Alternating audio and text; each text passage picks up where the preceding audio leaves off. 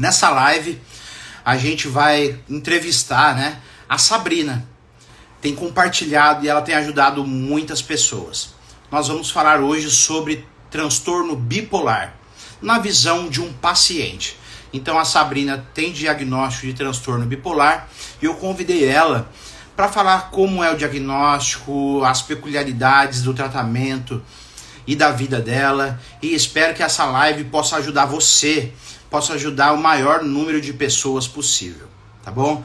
Então eu vou te pedir, já aperta aqui no aviãozinho, coloca no aviãozinho para compartilhar essa live com o maior número de pessoas possível.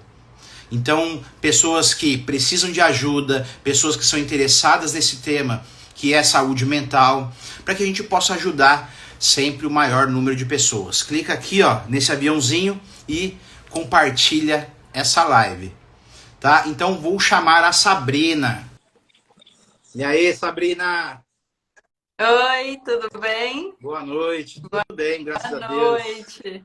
E aí, como é que você tá, Sabrina? Tudo bem, graças a Deus. Legal. Primeiro, Sabrina, obrigado por aceitar o meu convite para participar dessa live. Fico muito feliz de estar com você aqui. A gente já fez outras lives juntos, né? E a gente está junto nessa parceria de levar mais informação para as pessoas, de ajudar as pessoas, de realmente motivar as pessoas a buscarem tratamento ou se cuidar mais para ter saúde mental, né? Então, eu Muito queria... obrigada pelo convite. Vai ser a primeira vez que eu vou fazer uma live sendo entrevistada, né? Normalmente eu que faço as perguntas, mas é um prazer estar aqui. Quanto mais pessoas a gente atingir, melhor. Legal, muito bom. Sabrina, eu já adiantei aqui um pouco na sua apresentação, falei que você já tem o diagnóstico de transtorno bipolar. Mas você é muito mais do que um diagnóstico, é o que eu falo para os meus pacientes. Você não se resume a um diagnóstico. Sim. Então, eu queria começar essa live pedindo para você se apresentar, falar um pouco sobre você e fica à vontade. Esse espaço é nosso, não tem formalidade nenhuma. Bom, eu sou a Sabrina, eu tenho 34 anos, eu sou casada há 11 anos, vou fazer 11 anos no sábado de casamento, eu tenho um filho, me formei em engenharia e por 7 anos eu tive o diagnóstico de depressão e ansiedade e tem um ano que eu fui diagnosticada de transtorno bipolar tipo 2. E nesse caminho do diagnóstico de transtorno bipolar, eu comecei a fazer vídeos na internet e nesse caminho eu criei uma comunidade para pessoas que têm transtorno bipolar, chamado Bipolari. Legal, muito bom, Sabrina. Parabéns pela iniciativa de criar essa comunidade aí, o Bipolar. Muito legal. Sabrina, você falou uma coisa interessante aí, né? Você falou que no começo que você começou a buscar ajuda com profissionais para a saúde mental, não foi logo de cara assim que você recebeu o diagnóstico de transtorno bipolar, né? Uhum. Você recebeu outros diagnósticos. Antes de você procurar ajuda, há quanto tempo você já percebia que precisava de ajuda, mas relutou em procurar o primeiro profissional, por exemplo? Hoje que eu tenho um diagnóstico, tenho uma experiência, eu consigo olhar melhor para a linha do tempo da minha vida. A primeira vez que eu busquei ajuda, eu tinha 27 anos, mas eu falo que eu cheguei no meu fundo do poço para tomar essa iniciativa de procurar um psiquiatra. Porque até então, como senso popular, eu tinha muito preconceito, em relação à psiquiatria. Na verdade, até a falta de informação. Eu sempre pensava em psicólogo ou psiquiatra, existia essa confusão. Mas olhando nessa linha do tempo hoje, eu consigo ver que os meus primeiros sintomas começaram a aparecer com os 15 anos.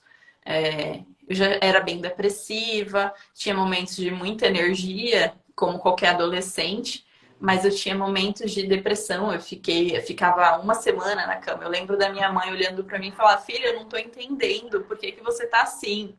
Né? Então, eu também não entendi. Eu achava que era preguiça, que eu estava cansada, que era a vida estava me cansando, né?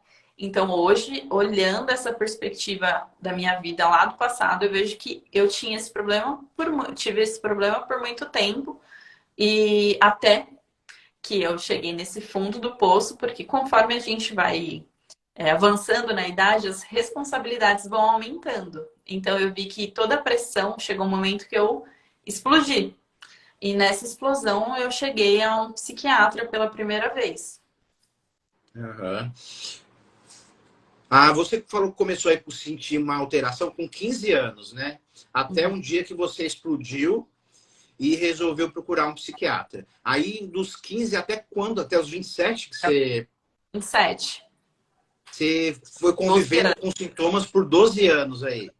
12 anos, passando por esse tobogã, né, essa montanha russa, mas a minha fase depressiva é muito mais forte do que a minha hipomania. Apesar que, igual eu falei, olhando para trás, eu acho que quando eu era mais na fase dos 15 aos 20, eu tinha mais fases de hipomania. Eu tinha uma impulsividade que era fora do comum, mas até então eu não entendia. Depois dos 20, que a minha fase depressiva ficou muito forte, principalmente com a faculdade, com o trabalho, com as responsabilidades, né, os boletos chegando. Uhum. Então, eu sofri muito nesse percurso, os 7 anos, né, dos 20 aos 27, com todos esses fardos. Então, eu achava que era exaustão.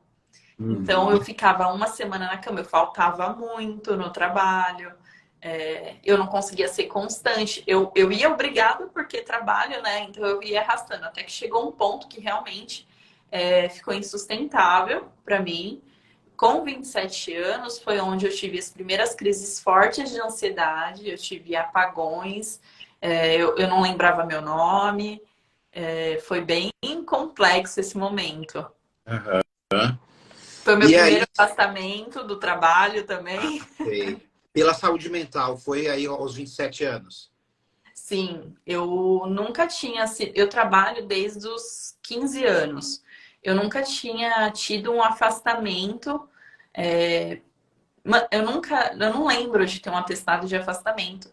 Até que nos 27 anos eu precisei me afastar. Eu acho que eu fiquei 10 dias, depois mais 5, né, para não entrar na caixa. Mas quando eu voltei, eu não consegui permanecer e pedi para sair, porque para mim ainda estava muito recente todo o tratamento, tudo aqui. O digerir o primeiro diagnóstico foi muito difícil, então eu pedi para sair do trabalho pela primeira vez com a clareza que eu tinha um diagnóstico, porque antes disso eu já tinha pedido demissões na impulsividade, eu já tinha eu tive muitos impactos na minha vida sem o diagnóstico, sem saber que eu tinha um diagnóstico. Então, com 27 anos foi onde eu cheguei no primeiro psiquiatra. Sei. E quando você recebeu o primeiro diagnóstico, você deve lembrar como foi essa consulta, porque é uma experiência marcante para os pacientes, né? Uhum. Sim. Como é que você se sentiu? Como você reagiu? Conta pra gente, porque o seu relato pode ajudar muitas pessoas. Eu acho que foi marcante para mim, porque foi quando caí na real que eu precisava ir num psiquiatra, porque estava insustentável, igual eu falei, né? E aí a primeira reação que eu tive quando eu me toquei que eu precisava ir em um psiquiatra, eu liguei para o meu marido e falei: marca um psiquiatra agora. Eu nem conseguia ligar para marcar, eu pedi para outra pessoa Aham. ligar para mim e marcar. Aí eu lembro que nesse dia ele conseguiu para o dia seguinte a consulta. E quando eu fui, foi muito impactante para mim, porque eu nunca tinha estado em um ambiente de saúde mental. E Aham. nesse lugar que eu fui, eu acho que por inexperiência também do meu marido, ele me levou em um consultório que tinha diversos tipos de transtornos mentais. E É. para mim foi muito impactante, porque eu olhava para. Tinha pessoas com demência, pessoas tendo crises na hora. E eu lembro quando eu cheguei, eu comecei a chorar, desesperada, pensando: "Oh, meu Deus, onde eu vim chegar? Eu tô nesse nível, eu tô tão ruim assim." E eu lembro até que meu marido olhou para mim e falou: "Não, você tá bem." Aham. né? Porque ele olhou em volta. Eu, no meu período depressivo, eu me senti no fundo do poço, igual eu falei, por estar naquele ambiente. Mas foi interessante, porque quando eu entrei no consultório da psiquiatra, ela fez todas as perguntas, né, que um psiquiatra faz, e eu fui contando, fui chorando, porque estava naquela depressão, e eu não entendia por que eu estava triste, porque eu não tinha motivo, entra naquele looping, e ela pegou e falou assim, você tem uma doença que é muito perigosa, mas se tratar da forma correta, você vai ter qualidade de vida. Mas aí ela me deu o primeiro diagnóstico, que foi depressão e ansiedade. Porque eu realmente cheguei lá tendo crise de ansiedade, né? E a depressão. Então, o primeiro diagnóstico, e por eu ter ido em um psiquiatra do convênio, foi uma consulta muito rápida. Eu acredito que não durou mais do que 30 minutos. Aham. Então, eu acho que hoje, com a experiência que eu tenho, eu acho que foi até um pouco difícil para a médica fazer um diagnóstico mais detalhado. Então, o primeiro impacto aí foi você tem depressão e você vai tomar remédio. Aham. E Recebeu aí, assim como uma bomba ou foi tranquilo? então, não foi fácil porque tem aquele estigma de remédio psiquiátrico vicia. Então, foi a minha primeira barreira, né? Eu falei, agora eu vou ser uma viciada. Não Eu vou sei. tomar remédio pro resto da vida, né? Aham. E então eu tive que passar essa primeira barreira e aceitar também que era uma doença. E aí eu comecei a pensar na minha família, eu falar, meu Deus, eu vou ter que contar para minha família. Sendo que nem é necessário, muitas vezes, mas você começa a pensar na sociedade, né? Aham. Você já começa com seus julgamentos antes Sim, da sociedade te julgar. é verdade. E você falou em família aí também, Sabrina. Você falou que para você foi meio que estranha essa primeira consulta, afinal você nunca tinha ido, né? E quando você falou para sua família do diagnóstico, como é que foi? Como eles reagiram? O que você percebeu deles? Primeiro, eu acho que foi um impacto para eles saberem que eu fui um psiquiatra. Aham. Eu acho que eles demoraram para digerir esse, esse detalhe. Por que que você foi num psiquiatra? Eu acho que quando eu falei que eu tinha diagnóstico de depressão, nem foi tão impactante quanto o ir ao psiquiatra. Sei. Mas aí eu lembro que quando eu contei para os meus pais, né? O meu marido, ele entendeu que existia um problema. Para ele foi super, não tranquilo, mas o meu marido tem a tendência de pesquisar as coisas. Então ele foi atrás de informação. Já os meus pais, que são mais velhos, vêm dessa cultura mais preconceituosa, assim, né, com a saúde mental, eles tiveram esse impacto do psiquiatra. Quando eles entenderam por quê? Eu estava muito mal nessa época. Então, eu falava, eu chorava, eu não conseguia ficar no ambiente com pessoas. Então, eles viram que tinha alguma coisa estranha. Mas aí eles também caíram na mesma preocupação. É, vai viciar esse remédio? Por quanto tempo você vai tomar? Eu acho que a primeira cobrança dos familiares é justamente essa. Por quanto tempo você vai ter que tomar essa medicação? E eu estava tão preocupada com o meu caso que eu não sabia quanto tempo eu ia, né? Aham. Até porque eu estava tão atordoada que eu não tinha nem forças para pesquisar sobre o que era a depressão. Então, eu lembro disso, assim, que foi esse questionamento, mas eles meio que ignoraram Sei. também. Era como se não existisse um diagnóstico. Hum, É, é, até hoje eu acho que é isso. sei. Até hoje existe essa questão do tipo, não vamos tocar no assunto, Aham. né? Aí, fora os meus pais, tem os meus sogros que não entendem e, na verdade, eu tento nem tocar muito no assunto. E quando eu comecei a falar mais no assunto nas redes sociais, aí você encara todo tipo de preconceito, né? Mas nesse momento em que eu consegui me expor, eu já estava um pouco mais preparada para esse tipo de resposta também. Aham. É um processo, né? Porque primeiro as pessoas acham, negam. Não, não tem Uhum. aquilo. Depois passa pelo processo de aceitação. E aí depois você vai ter que contar isso para o seu círculo social, que entra a família. E a família, as nossas gerações passadas, os pais, por exemplo, eles têm realmente dificuldade de entender, de aceitar a saúde mental, os transtornos psiquiátricos. Ainda mais tomar uma medicação para uma coisa que eles não conseguem ver, né? E aí você Sim, compartilhou com a gente a dificuldade que a sua família teve de aceitar e de até hoje não digerir muito bem isso, né? sim. Mas o que você faz na internet é muito legal, né, Sabrina? Porque você traz conhecimento, você demonstra para as outras pessoas que elas não estão sozinhas. Quando Uhum. você abre a sua experiência, você cria uma identificação com esse pessoal da internet, Sim.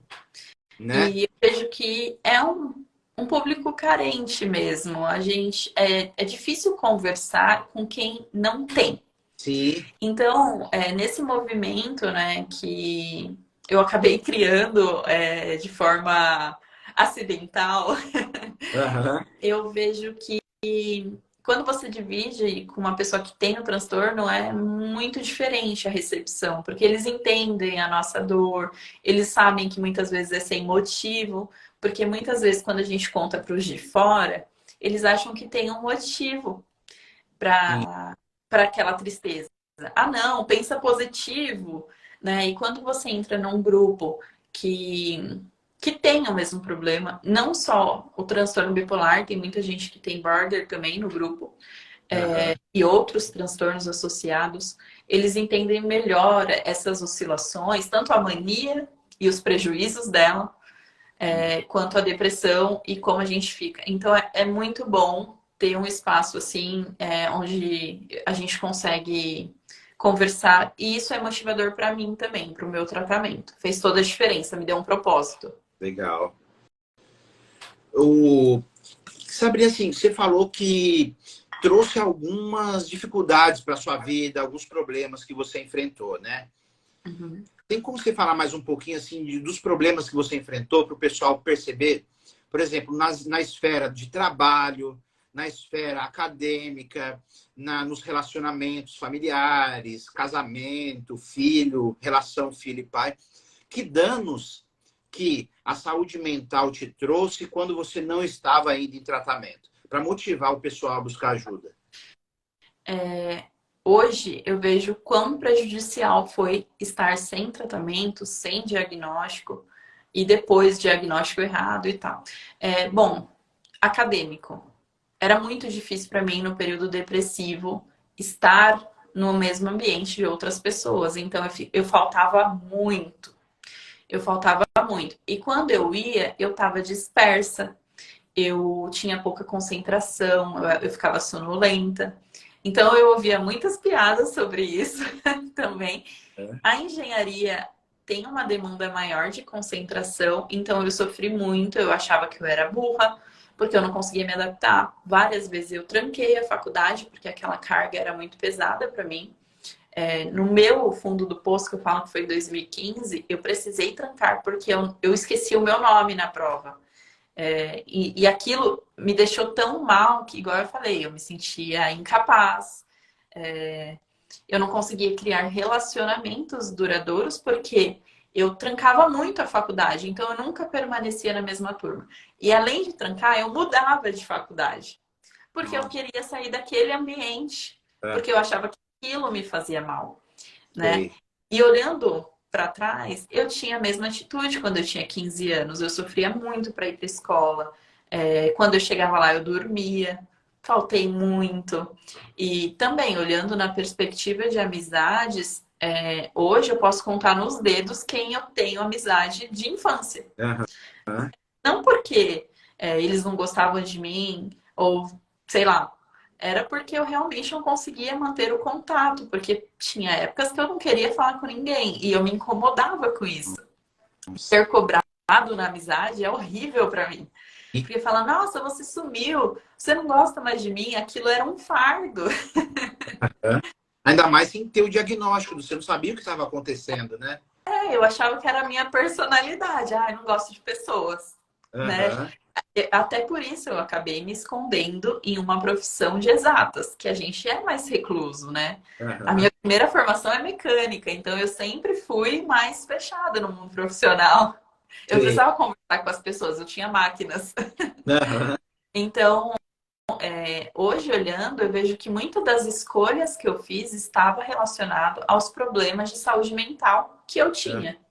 Aham. Então, aí entra relacionamento, o meu marido, eu sou casada há 11 anos. Graças a Deus, eu casei com uma pessoa extremamente compreensiva comigo. E ele me Aham. ajudou muito nesse processo. A gente passou uma situação de muito estresse na época do nosso casamento, o que eu acho que foi onde eu piorei as crises. É, Então, ele entendia que tinha acontecido algo, né? Eu até brinco com ele, que parece que eu estava esticando uma corda, um elástico, até que rompeu. Então, eu sinto que ali eu comecei a esticar mais forte no início do nosso casamento, não pelo casamento em si, mas por toda a situação que a gente passou. São novas responsabilidades, é um mundo novo o É um casamento. fator estressor, né? Você tá saindo da sua casa, vai morar fora de casa com uma pessoa que você não conhece direito. É uma Nunca nova. tinha dormido fora.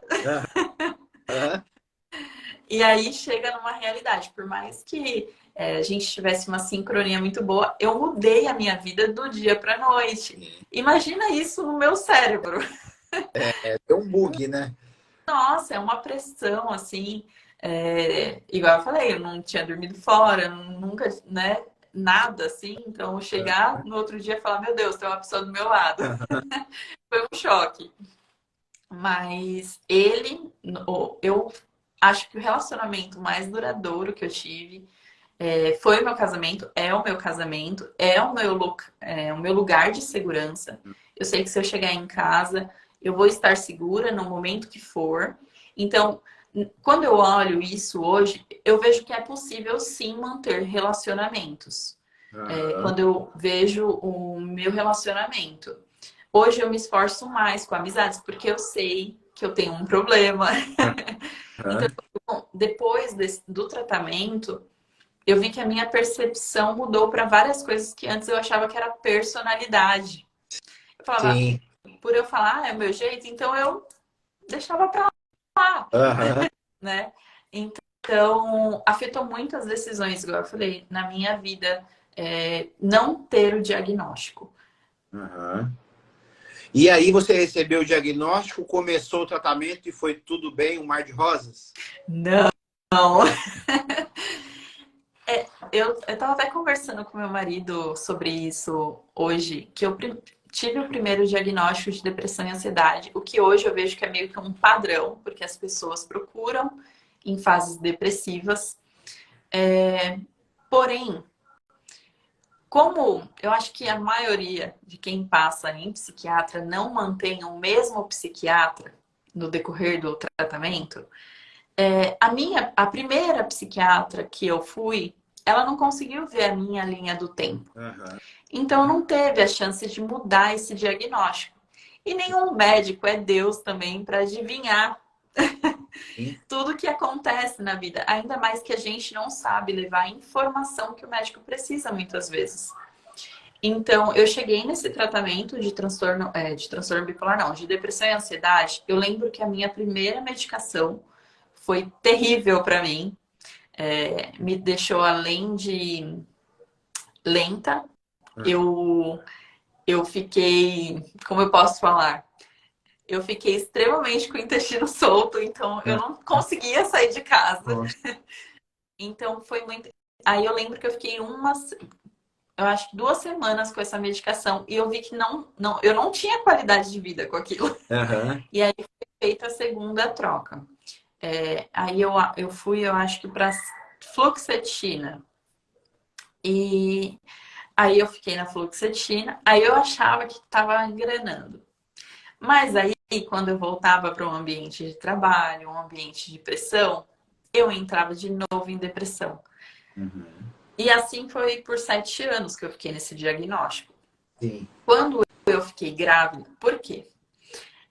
Eu comecei a achar que a medicação não fazia efeito. Ah, eu tô tomando isso, não vou fazer efeito. Então, nesse decorrer também, né, eu larguei o tratamento por milhares de vezes. Hum. Porque para mim era difícil entender. Eu tomo remédio e não melhoro. Para que eu vou tomar? Sei. Né? Então eu fiquei nesse ioiô. Quando eu engravidei, novamente eu decidi não tomar a medicação. Sei. Porque tem todo aquele estigma de a medicação vai atrapalhar o crescimento do meu bebê e eu não vou deixar isso passar para ele. Então, a minha depressão, a minha gravidez foi muito solitária nesse momento, né? Tipo, eu evitava falar, mas eu vivi em período depressivo. Eu acho que era uma constante. E eu Sim. fiquei sem o tratamento. Tudo bem que depois eu fui descobrir que o tratamento de depressão pode piorar quem não tem esse diagnóstico. Isso. Então, toda vez que eu tomava de novo antidepressivo, eu ficava pior. Ou com aquela sensação de não tá acontecendo nada, né? Ou não fazia efeito, né? Não fazia efeito. E aí eu tive o meu bebê, eu tive uma depressão pós-parto que eu não fui diagnosticada, eu levei na barriga também, porque eu acho que quem tem algum tipo de transtorno acaba se acostumando com sintomas. Aham. Então a gente acaba levando, empurrando, né, os sintomas. Eu até brinco que a gente não pode ficar acostumado com sintomas. É. Mas eu fui sempre empurrando. E aí, hoje eu vejo que eu comecei a entrar em períodos de hipomania. Por quê? Eu começava vários cursos. Hum, Aí eu começava. Meu, eu tinha faculdade que já me deixava louca. E aí eu decidia fazer cursos extracurriculares do nada. E eu tinha um bebê. nossa, muita coisa para dar conta, né? Não, e hoje eu olho e falo, meu, é totalmente inviável, porque eu fiz isso. Aí eu decidi abrir empresa. Eu abri sei lá quantas empresas. Uma delas foi uma empresa de festa e eu nem gosto de fazer festa. Aham. E tudo isso com bebê. Nossa. Então, eu vejo que depois do meu bebê, né, do meu filho, as crises de hipomania ficaram mais frequentes. Ah, E a depressão ficava mais profunda, né? Então, eu até brinco com meu marido, eu ficava na caverna, eu não abria a casa, eu ficava com a cortina toda fechada, eu e o meu bebê. Todo mundo fala, ah, tem que pegar sol com o bebê. Olha, por um ano eu não lembro de ter saído com ele no sol, coitadinho. sim, nossa. Então eu vi toda essa oscilação, mesmo tendo esse tratamento de depressão e ansiedade, eu sofri muito nesse período, muito. Eu engordei mais de 30 quilos. Nossa, Sabrina. Então, vários impactos, né? Aham. Mesmo com a medicação, o antidepressivo. É. Porque o do antidepressivo, no seu caso, que tinha outro diagnóstico, que era bipolaridade, como você falou, né? Ou ele estimulava a fase de euforia, ou ele não fazia efeito, ou piorava até os sintomas Sim, depressivos também. O que fez com que você não aderisse 100% ao tratamento, né? era É um muito. vai e volta. Aham. E quando você começou o tratamento para transtorno bipolar, como é que foi o começo? O porquê eu fui buscar esse diagnóstico, na verdade, né? Na verdade, eu queria entender o porquê nada funcionava. Sei. Eu, eu, eu reclamava muito pro meu marido, eu tô tomando o remédio certinho. Eu ficava por um ano, 2 anos tomando a medicação e não sentia melhora. E aí teve uma vez que estava muito ruim a minha depressão, voltando para aquele nível que eu me encontrava lá em 2015. E eu cheguei no meu marido e falei, eu não aguento mais. Eu não sei por que eu tô assim. Porque eu não tinha um motivo. Igual eu É. falei, eu tenho um casamento legal, eu tenho uma profissão, eu tenho meu filho, eu tenho uma vida estável. E eu tinha uma dor que eu não conseguia expressar. E ele olhava e falava, meu Deus, o que está acontecendo? Então eu cheguei nele e falei, meu, eu não aguento mais. Eu preciso de alguma solução. Então, sabe aquele desespero, tipo assim, se precisar, sei lá, de um tratamento nada a ver, eu vou fazer porque eu não aguento mais. Que bate aquele desespero. E Aham. aí eu comecei a procurar teste genético. E Sei. eu preciso entender. Aí comecei a estudar sobre o assunto e tal. E aí eu cheguei em um médico que era. Ele é. Ele tem uma escola de psiquiatria, você pode até falar melhor, que eu não sei. Aham. Eu fui do cara que trouxe o teste para o Brasil, que explicava o teste. E aí eu fui nesse médico, né? É uma consulta extremamente pesada, mas o desespero Você diz faz. pesada como financeiramente ou durante o tema da consulta? Não, financeiramente Ah, bem pesado. Uma que, igual eu falei, um profissional bem qualificado, com uma experiência. Meus, joga na internet, ele tá lá aham, para explicar. Então eu vi a conversa dele, se combinava comigo, porque tem muito disso também. Se você se identifica com o profissional que você tá. sim, Então eu peguei e marquei com esse médico. A gente falou, meu, bora fazer uma dívida, vamos resolver esse problema. sim, E aí, chegando no consultório, ele começou a fazer perguntas, normal. Foi uma consulta de 1 hora e meia, aham, coisa que eu nunca tinha tido. é, E ele começou a fazer perguntas, perguntas até que eu nunca tinha ouvido. Ele queria entender melhor os meus momentos de você tá. Ah, tem momento que você fica bem? Tem momento que eu fico bem. Mas o que que é estar bem para você? aham, E aí eu fui falando, aí falava sobre a minha inconstância. Aí ele perguntou da família, o que que a família. Aí eu falei, né, que a minha família me via como uma pessoa muito volúvel.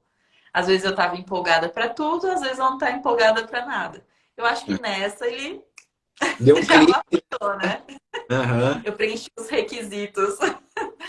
sim, E aí foi onde ele trouxe o diagnóstico de transtorno bipolar. Na hora, eu não senti o peso do diagnóstico. sei, Quando eu ouvi outro diagnóstico fora a depressão, eu me senti aliviada. Eu falei, eu sabia que eu não tinha isso. aham, sim, Então, eu nem pensei, sabe? Quando, naquele preconceito da bipolar muda de ideia, não sei o sei, quê. Eu nem pensei. aham, Eu pensei só, tipo, nossa, eu tenho um diagnóstico novo. Nossa, sei, sabe quando foi, o mundo se abriu, o véu se rasgou, né? Parecia, tipo, aí ele me explicou a diferença da medicação, por que não podia tomar antidepressivo. Ele me explicou que era hipomania, que era diferente de mania.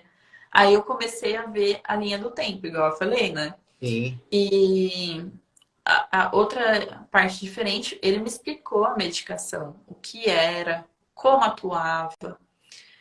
Ele perguntou quais os sintomas, eu não gostaria de sentir efeitos colaterais, né, na verdade, do remédio. Ele fez eu elencar quais os efeitos colaterais que você não quer num remédio. E aham, isso foi muito diferente para mim, eu nunca tinha tido esse tipo de conversa. sim, Então, foi assim que eu recebi o diagnóstico de transtorno bipolar e eu não tive o peso. Mas eu sei que muitas pessoas sentem sim o peso do diagnóstico, porque não é fácil receber esse diagnóstico, porque não tem cura. é, Ninguém quer ter uma doença que não tem cura, sim. Já tem né? o estigma, né, de ser uma doença incurável. Sim, e igual eu falei, já tem o estigma de vários pontos da saúde mental, que a medicação vicia, que a medicação engorda, que a medicação te deixa lento, Sim, que a medicação te deixa insensível. Tem vários. Eu é, posso listar aqui tudo que eu escuto no meu dia a dia também. aham, E então é um diagnóstico muito difícil, não é um tratamento barato também. aham, Porque quando você entende que não é só medicação, aí entra também uma explicação bem dada, né, por um médico psiquiatra. A medicação é uma parte do tratamento.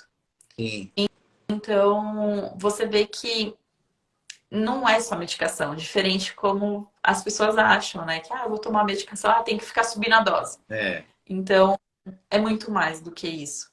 sim. Você falou uma coisa bem interessante, né, Sabrina? Você chegou no psiquiatra queixando da depressão. Uhum. Você não chegou falando, mas tem período que eu fico bem e eu sou impulsiva muitas vezes. E às vezes os pacientes não falam dessa parte que eles estão bons. Eles chegam com a queixa de depressão, né? Então, se o médico não investiga a história toda, como você falou, a linha do tempo, o diagnóstico é errado. Por quê? Porque é feito o diagnóstico de depressão. Porque a queixa que o Não paciente tem faz milagre, né, doutor? Não tem. é Vocês não fazem milagres. exatamente. Aí o paciente não se queixa e às vezes, na maioria das vezes, os médicos não investigam o sintoma de hipomania ou de mania, né? Que é, para o pessoal que não sabe, essa fase de ficar com o humor aumentado, mais cheio de energia, mais impulsivo. Porque às vezes o paciente não se queixa, né? Na sua comunidade, o pessoal gosta ou não gosta do período de mania, de euforia? É complicado, eles gostam, viu? É, Porque é, a mania te dá uma energia que é muito diferente da depressão, então você se sente um super-homem, uma super-mulher. sim, Ele te dá uma capacidade de resolução maior, porque você está muito acelerado. Mas, igual uma coisa que eu friso muito para eles, são os prejuízos que vêm com isso, né? A irritabilidade é enorme, é, às vezes a agressividade, né, de algumas pessoas. É, sobre o que você falou, de como o médico faz o diagnóstico, eu acho que muitas vezes o paciente não sabe também levar essa informação. O que eu sempre falo para eles, vá preparado para a consulta. Leva todas as medicações que você tomou no decorrer do seu diagnóstico. É, lista o que você sente. sim, Meu, tô muito irritado, mesmo estando depressivo. Eu me sinto, às vezes, meu libido aumenta demais. uhum, Então, são sintomas que às vezes a gente acha tão. Ah, não, nossa, eu tô com a libido alto, que maravilha. é, Mas isso pode ser um grande problema sim. também, quando O tá paciente, descontrolado. o paciente se queixa mais do sintoma negativo, né? Sim, Eu estou muito sonolento, eu estou com baixo desejo sexual, eu não estou conseguindo trabalhar direito. Aí ele se queixa. Mas ninguém normalmente se queixa. Nossa, eu estou conseguindo dar conta do trabalho, ainda estou conseguindo treinar meu triatlon e ainda estou abrindo 4 empresas e estou fazendo 2 cursos por fora. É difícil o pessoal se queixar disso. quem reclama é o familiar. Do período de mania é o familiar. É, Porque a pessoa fica irritadíssima, ela acha que todo mundo é lento. aham, Então sim. começam as discussões no período de mania. É, Então é muito complicado, porque ao mesmo tempo que você se sente um super-homem, super-mulher, você vira um trator. Você aham, passa por todo mundo, em cima de todo mundo. Além dos riscos da impulsividade, o endividamento. sim. Até uma história que faz muito sucesso quando eu conto na internet, né? No TikTok eu tenho um vídeo que viralizou, que foi sintomas que eu tenho em fase de hipomania que eu não sabia. Uma vez eu comprei uma passagem internacional, conversando com meu marido, ele falou: não vamos comprar porque a gente está sem dinheiro e tal. Eu acordei de madrugada e fechei a bendita viagem, Tem que falar com ele, né? sem falar com ele, do nada, assim. Quer saber? A gente vai e eu nem lembro o que estava na minha cabeça naquele momento. Mas eu Aham. estava super empolgada. Quando caiu a ficha que eu tinha que contar para ele, Nossa. que terror! Aham. Eu fiquei mal, eu fiquei me escondendo dele, porque vem o peso do constrangimento, né? Da culpa, vem a culpa. E aí, igual eu falei, meu marido é muito compreensivo, mas muitos familiares não são. Então, aí Aham. que geram os atritos. É muito perigoso essa impulsividade, o endividamento. Tem pessoas que saem e fazem compras milionárias. E aí, É, quando cai na realidade, vira uma culpa. A depressão fica muito mais forte porque a culpa te corrói. sim. Então, a mania, eu tenho muito medo. Por mais que seja, ai, que gostosinho, eu tenho muito medo dela, porque eu acho extremamente perigoso essa sensação de satisfação. Sim. Eu acho muito perigoso isso. Sabrina, você falou também uma coisa interessante. Você falou que o tratamento não é barato, né? Afinal, é uma medicação que você tem que tomar regularmente. E as medicações não são baratas. E aí, logo em seguida, você falou, mas tem mais coisa do que tomar remédio. Uhum. Que mais coisas são essas que você faz para acrescentar no seu tratamento, para você ter mais saúde mental, para cuidar de você? O que você faz além disso? Bom, além da medicação, que não tem como, não é opcional, como eu falo, não é porque eu faço as outras coisas que eu posso largar a medicação. Precisei melhorar a minha alimentação. Uma que eu estou obesa, né? Estou lutando contra a obesidade, porque uma coisa que eu descobri é que muitas comorbidades vêm junto também com esses transtornos. Aham.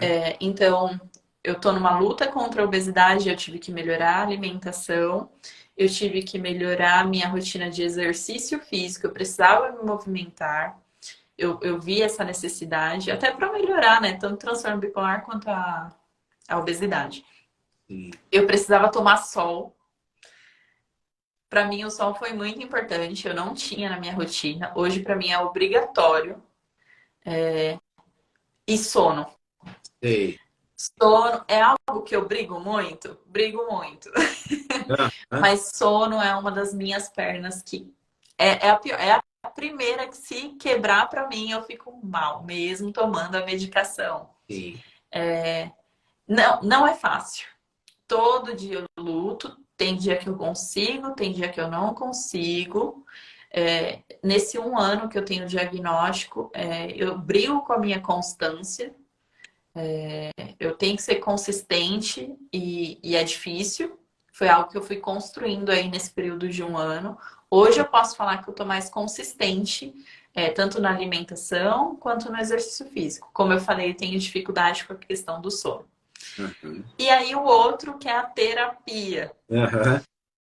Então precisa fazer terapia para saber lidar, porque muitos dos nossos problemas, depois que recebemos o diagnóstico, é a questão de onde eu sou com o transtorno e quem eu sou sem o transtorno. Aham. A gente começa a se questionar. Eu tô comprando isso porque é o meu transtorno ou é porque eu preciso? Então a Sim. gente começa a duvidar da gente mesmo e das nossas ações. Então, a terapia é muito importante para saber lidar com tudo isso. Aham.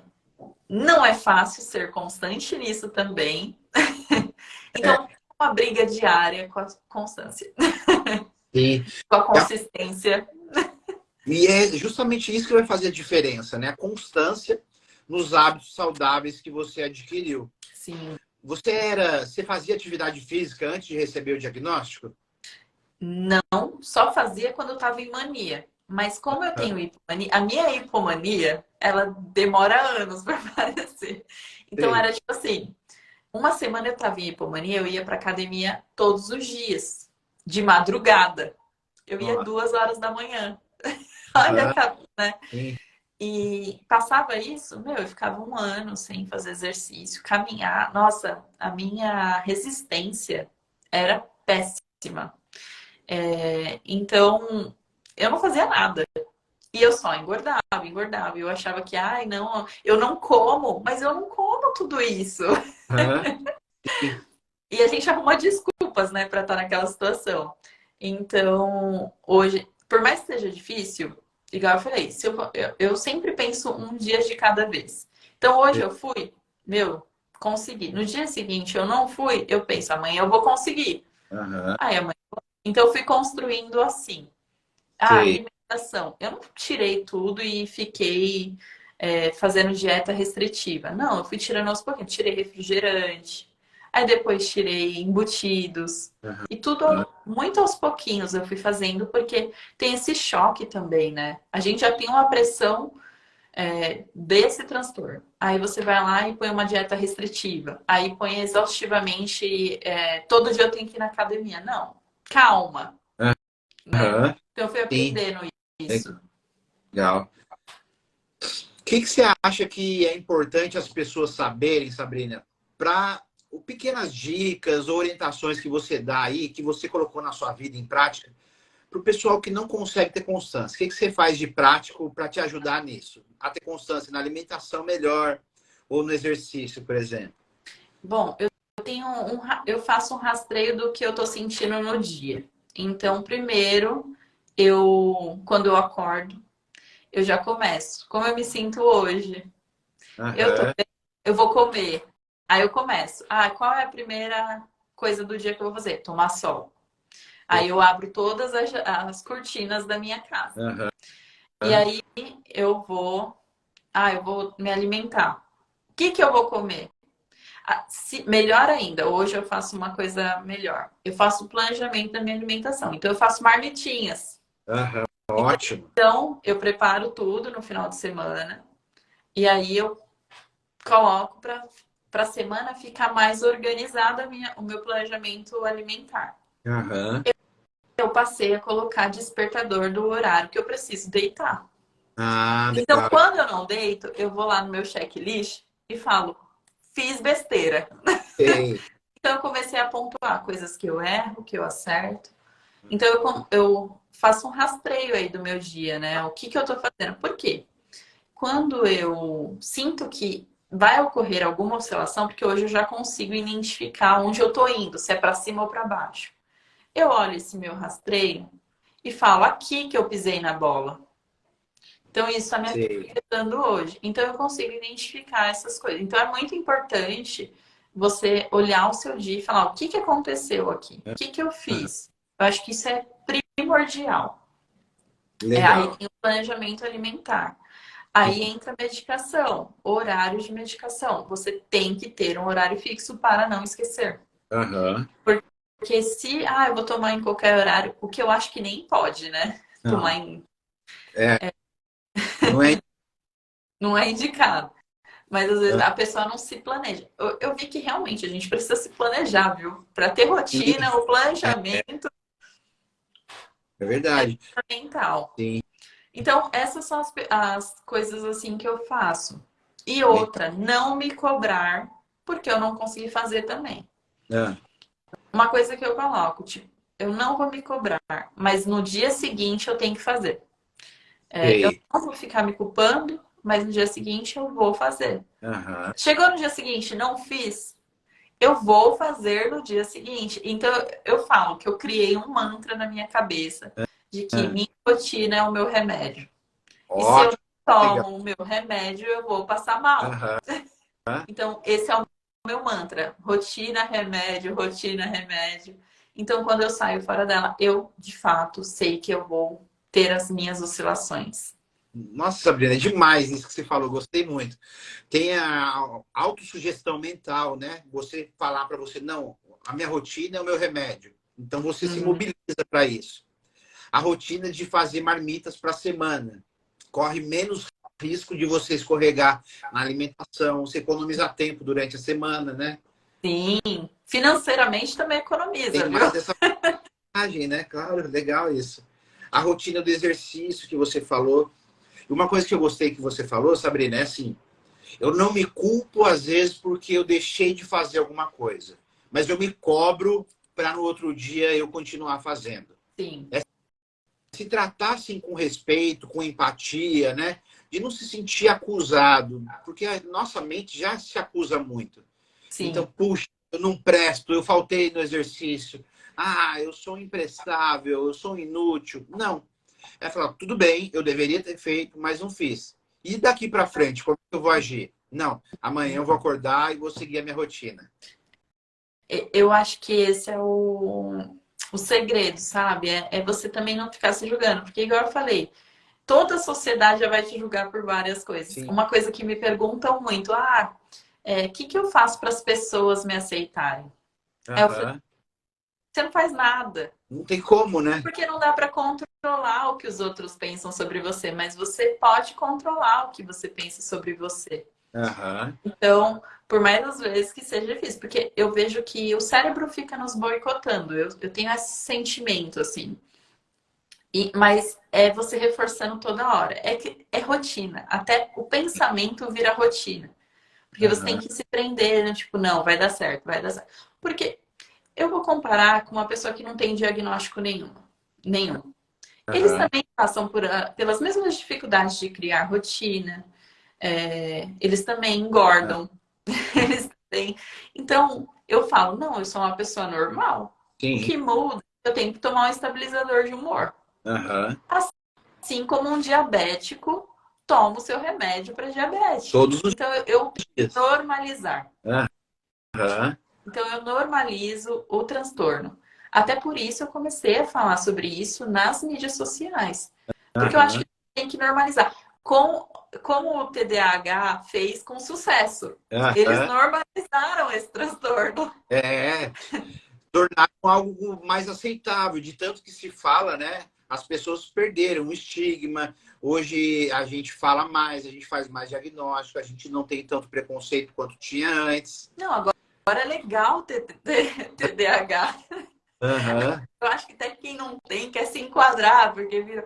Eu acho que eles normalizaram tanto que virou até um problema. É, muita gente que não tem TDAH, por exemplo, e Isso chega no meu consultório significa. que é um diagnóstico, né?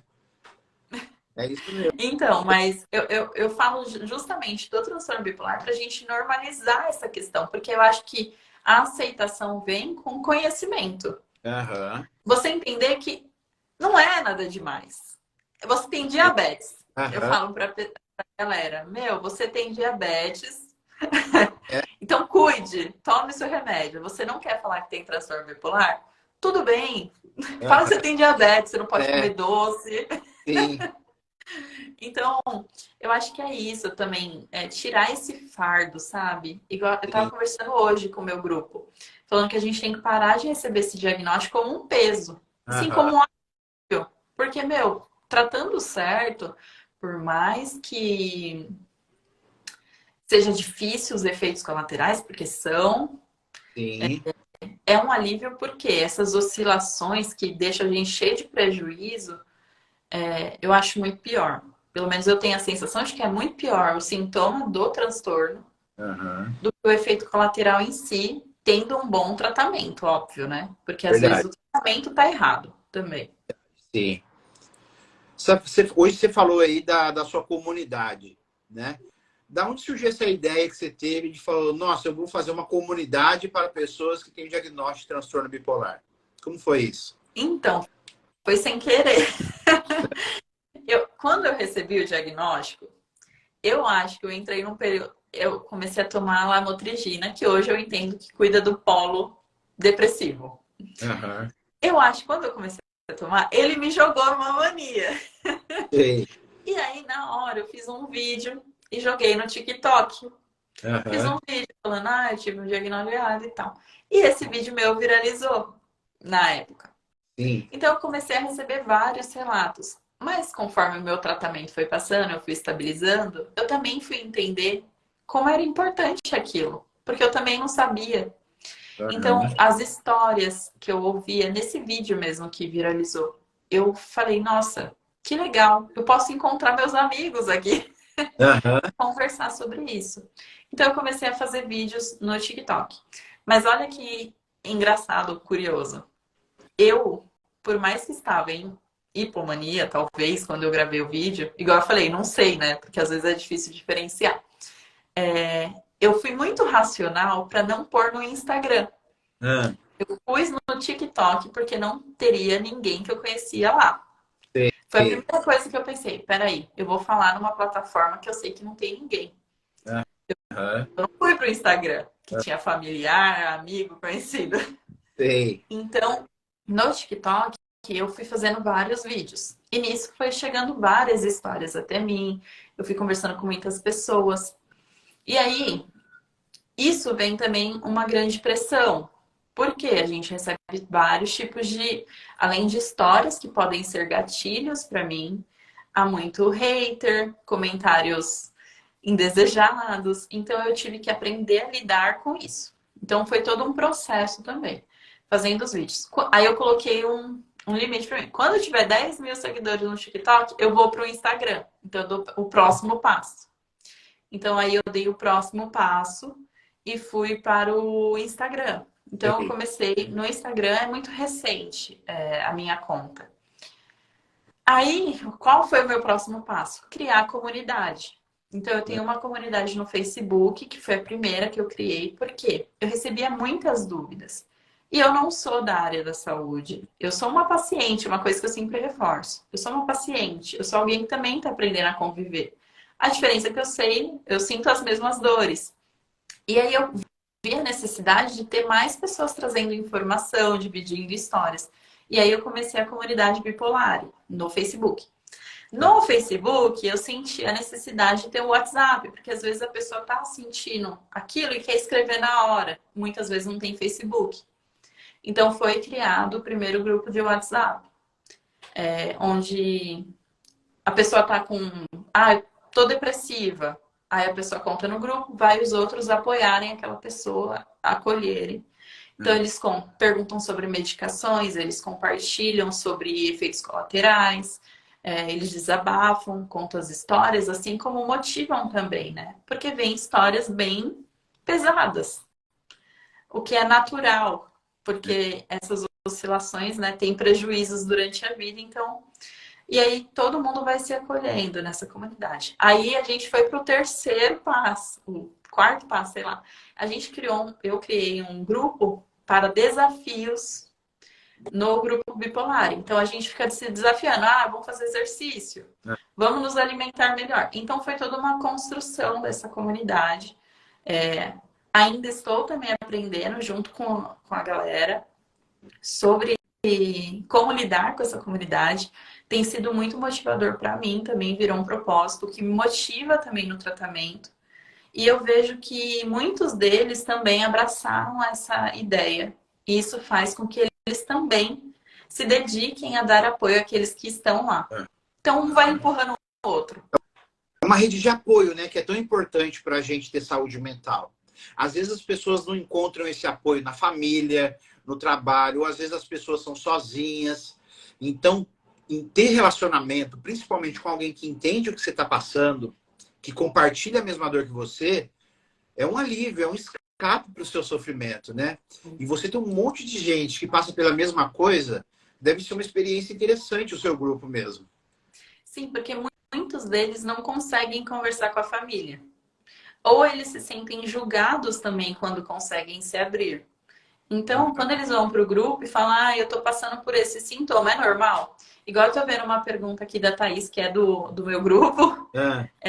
Ela pergunta se, mesmo na depressão, a pessoa pode ter mania ou hipomania, ou neste caso aí seria bipolaridade.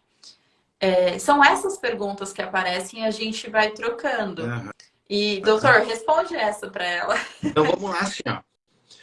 Quando a pessoa tem só a depressão, que a gente chama de transtorno depressivo maior, né? Não tem mania nem hipomania. Esse é um diagnóstico. Agora, existe o episódio depressivo do transtorno bipolar. Aí, a pessoa pode ter depressão, por exemplo, com sintomas de irritabilidade, ou às vezes a pessoa tem tristeza, mas o corpo fica agitado. São sintomas, por exemplo, de depressão com um pouquinho de hipomania. Aí a gente pode falar que a pessoa tem transtorno bipolar e naquele momento ela está no episódio misto. Então, quando a pessoa tem o diagnóstico certo só de depressão unipolar ou depressão maior, que a gente chama, não tem como ter mania ou hipomania. Agora, se ela tem depressão com alguns sintomas de agitação, como ansiedade, aí precisa ser investigado o episódio misto do transtorno bipolar. São justamente essas perguntas que a gente acaba fazendo e que falta às vezes. Porque, igual a gente estava conversando, muitas vezes a pessoa passa no médico, que é rápido e que é natural, tanto no SUS quanto no convênio. E muitas dúvidas não são sanadas. Sim. Né? Então a gente fica meio perdido no tratamento. Então, por isso é muito importante esse tipo de conversa. Legal. E se alguém tiver aqui, quer saber mais da sua comunidade, como é que faz, Sabrina? Onde procura? Me segue no meu perfil, no Insta. Eu tô no Insta como sarrusa.a, no TikTok com o mesmo @, sarrusa.a. Lá tem o link tanto do meu grupo no WhatsApp, do Facebook, o grupo de desafios. Já entra direto. E se a pessoa não conseguir, porque às vezes acontece, me manda um direct que eu incluo o número no grupo. A gente está tentando expandir aí. Deixa eu ver. O pessoal mandou pergunta aqui. Fê Mari Silva mandou 2 perguntas. Falou assim, faz pouco tempo que descobri e ela tem 39 anos. O tratamento para bipolar demora muito para estabilizar? Depende. Primeiro, nunca é rápido, né? Então, às vezes, assim, a gente consegue tirar o paciente da depressão naquele momento, ou consegue tirar do episódio de mania de euforia, mas é difícil, assim, 2, 3 dias, não é? Aí, até a medicação fazer efeito, demora pelo menos uns 15 dias. E outra, às vezes não é na primeira medicação que acerta, né, Sabrina? É, bem Outra, comum. né? E segundo, às vezes acerta a medicação, mas tem que melhorar a dose. Isso demora também. Então, primeira coisa, fazer o diagnóstico certo, que pode demorar. A Sabrina demorou aí 7 anos, Sabrina, entre ansiedade Depressão.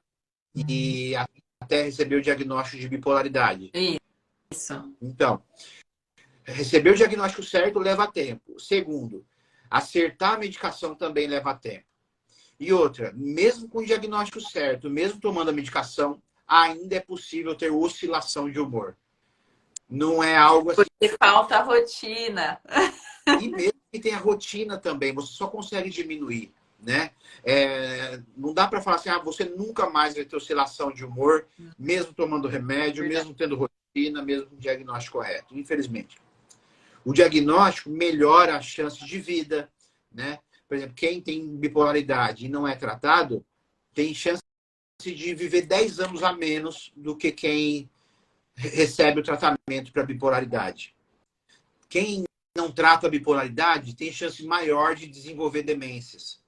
Então, muita coisa envolvida além da oscilação de humor. É uma saúde muito ampla que a gente precisa ter, né? Sim. Deixa eu ver se tem mais pergunta aqui, Sabrina. Você chegou a ver alguma aqui que você gostaria de responder?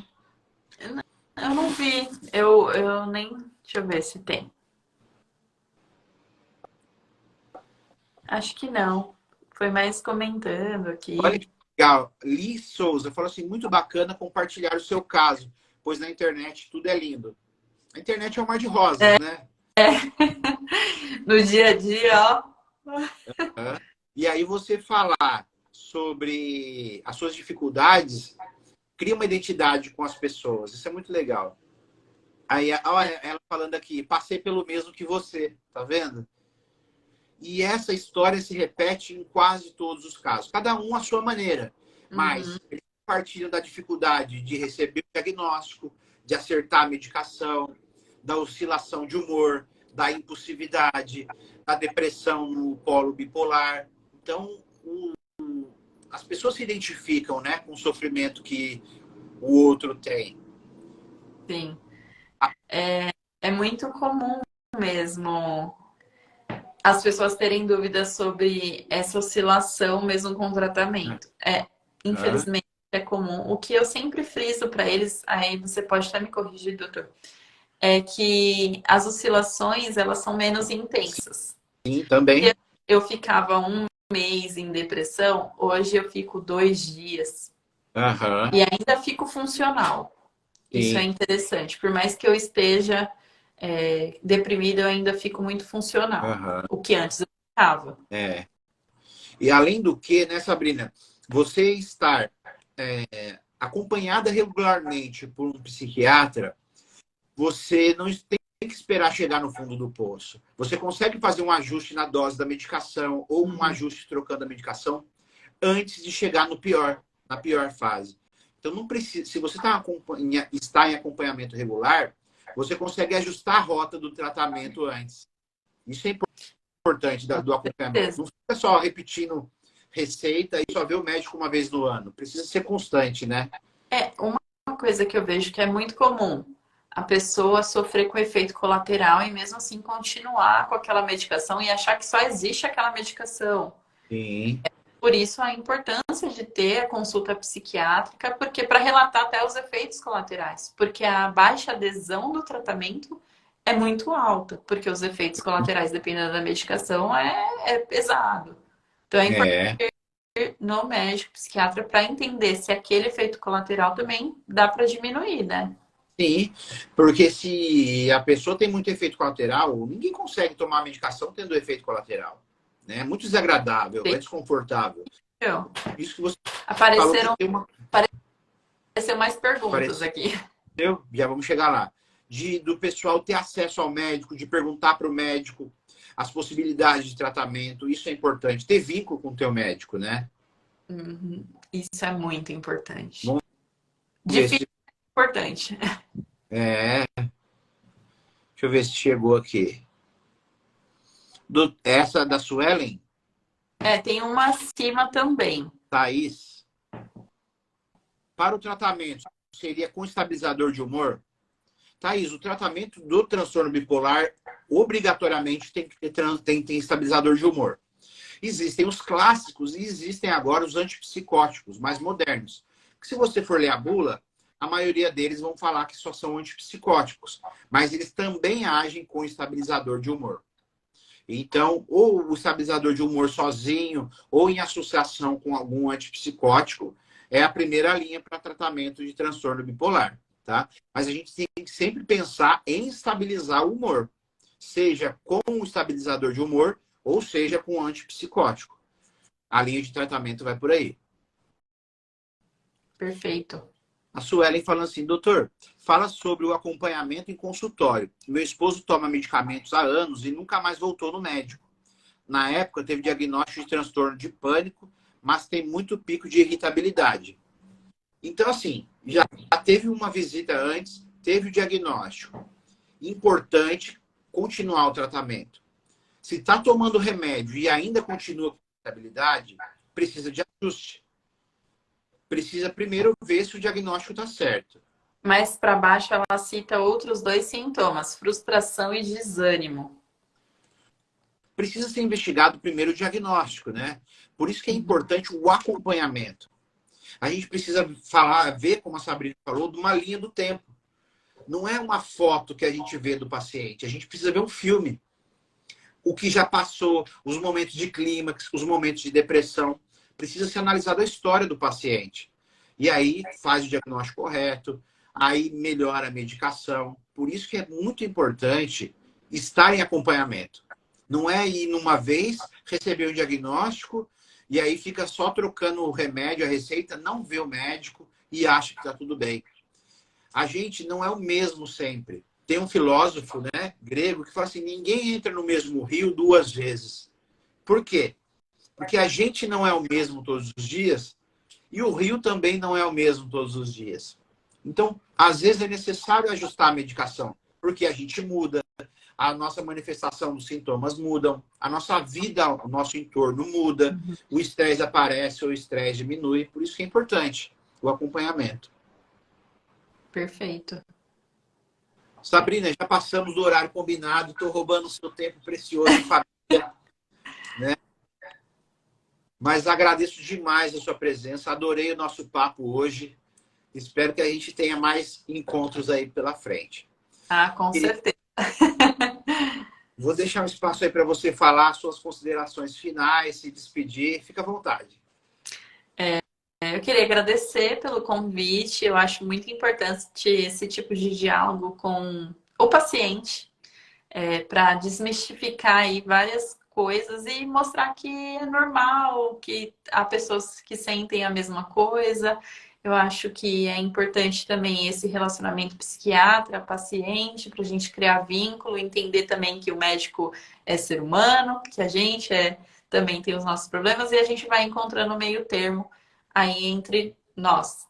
É muito importante esse tipo de diálogo. Eu queria convidar quem tem o transtorno bipolar para o grupo, tanto familiar também, quem tem o diagnóstico, quem ainda não encontrou, chegou a um diagnóstico certo, vá lá no grupo, a gente é uma rede de apoio, estamos aprendendo juntos, me siga no Instagram, no TikTok, eu posto um pouquinho da minha rotina, mostro que também não é fácil, mas a gente tenta todo dia. Obrigada, doutor, pelo espaço. Obrigado demais aí pela sua participação. Com certeza, né, o seu relato, as pessoas vão se identificar com ele. O seu relato vai ajudar muitas pessoas a buscarem tratamento, a aderirem ao tratamento. Então, quero te dar uma força e continua fazendo o que você tem feito, que com certeza está ajudando muita gente. Se ajudasse uma pessoa, já valeria a pena. Mas tenho certeza que tem ajudado muita gente, né? Então, parabéns pela iniciativa. Agradeço a todos que ficaram com a gente. A live vai ficar salva e a gente vai se falando. Se você ficou com alguma dúvida ou alguma pergunta, manda direct para a Sabrina ou manda direct para mim, que a gente conversa. Todas as dúvidas são muito bem-vindas. Pessoal, um abraço, boa noite e fiquem com Deus. Tchau, tchau. Tchau, tchau.